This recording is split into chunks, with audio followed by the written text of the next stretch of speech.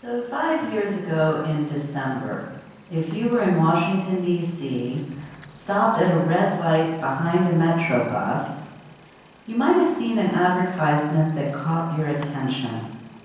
It was a sign with 3 or 4 snowflakes. The question, why believe in a God?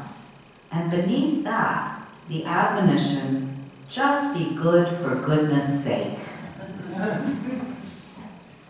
The Just Be Good for Goodness Sake campaign was launched by the American Humanist Association. Fred Edwards, the association's director of communications, explained, "Our message is that all of us can have moral values as a natural result of who we are as a species and who we have become as a civilization. Each one of us knows what it means generally to be ethical."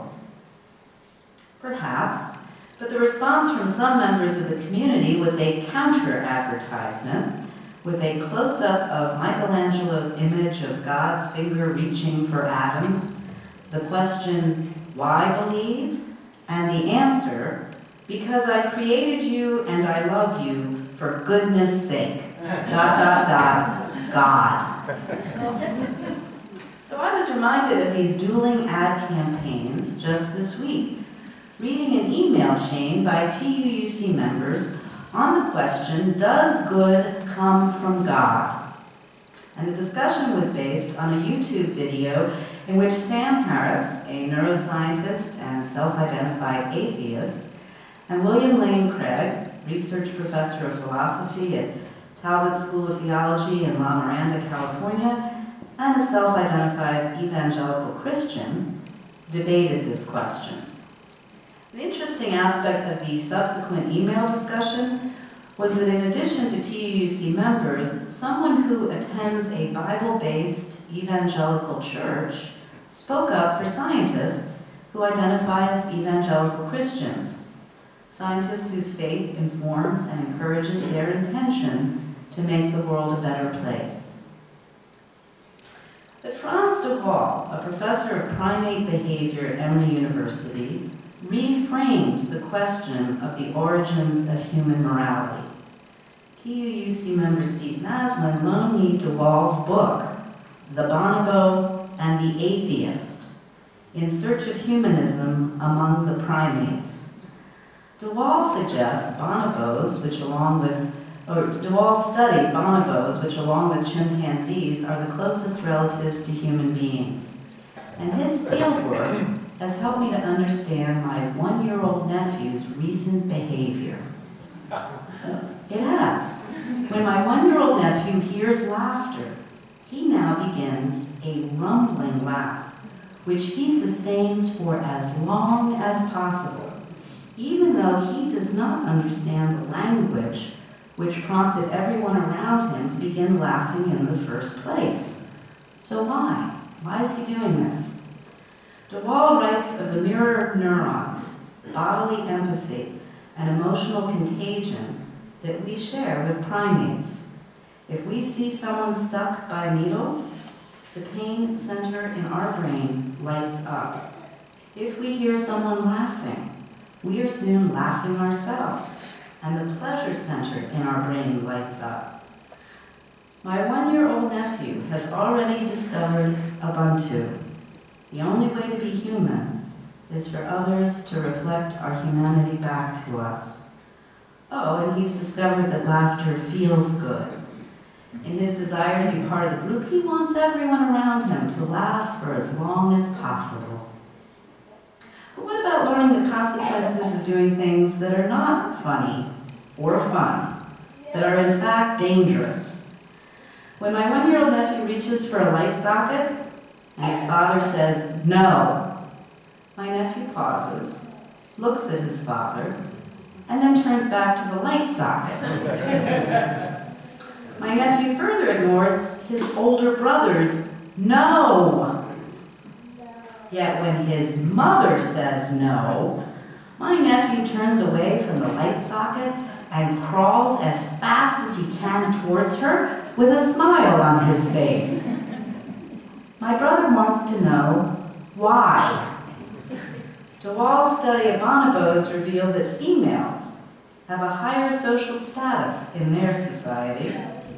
In fact, a male baby bonobo derives his status from the status of his mother. Oh, and there is no recorded incident of lethal aggression among the bonobos. While these three observations of bonobos do not apply to current human societies, it makes sense that my one-year-old nephew would heed the admonition and threat of punishment from the person who was, for the first 9 months of his life, the primary source of his food. De Waal's premise is that we do not need God to be good, because biologically, bonobos, chimpanzees, and human infants demonstrate inherent empathy, an inherent sensitivity to others' emotions, and capability of responding to their needs. De Waal tells the story of the bonobo Lodi, who would carry his aging, epileptic female bonobo friend to a sunny spot in the grass, hold her hand walking back into the enclosure at the end of the day, and refuse to leave her side when she was having epileptic seizures. One day, a veterinarian who tried to give Lodi vitamins through the mesh did not move her hand fast enough. Lodi bit off one of her fingers. When the vet, her hand bandaged, returned to visit Lodi, he took one look at her and her bandaged hand, walked as far away from her as he could, sat down, and hugged himself with his head bowed. When the same vet visited Lodi after being away for 15 years, and she was one of many people in a crowd of visitors, Lodi came running over to her. He would not leave until she raised her hand, minus the digit. He held her gaze for a long time. He knew, she concluded, not only who she was, but he remembered what he had done 15 years earlier. Over a century and a half ago, Charles Darwin concluded, the social instincts lead an animal to take pleasure in the society of its fellows, to feel a certain amount of sympathy with them, and to perform various services for them. But Darwin's observations were ignored by his supposed defender Huxley, who proclaimed to the world, the practice of that which is ethically best, what we call goodness or virtue, involves a course of conduct which in all respects is opposed to that which leads to success in the cosmic struggle for existence. Well, De Waal disagrees with Huxley's judgment that the evolutionary process is grossly immoral. De Waal agrees with Darwin's observation of specific examples of observed empathy in animals. However, De Waal does not believe there is a do-good gene. We in primates share spindle cells, a particular neuron thought to be involved in self-awareness, empathy, a sense of humor, and self-control. But these spindle cells only become active through our interaction with others. We need one another. There is no way for us to be human without other people. De Waal further observes how frequently our human moral choices are rooted in emotion, sometimes intuition, but not reason. We like to think they are. But he asks, whom would you wish to marry? Someone who loves you, or someone who gives you exactly the same support, but only because that individual considers it his or her duty. Did you follow? And what's your answer? Door number one. De Waal shares Patricia Churchland's explanation of how evolution predisposed us for morality. From a biological point of view, basic emotions are Mother Nature's way of orienting us to do what we prudently ought. The social emotions are a way of getting us to do what we socially ought, and the reward-punishment system is a way of learning to use past experiences to improve our performance in both domains. When it comes to morality, de Waal believes that in one significant way, we differ from the primates. Like Adam Smith, we humans can imagine what an impartial spectator would think of our behavior.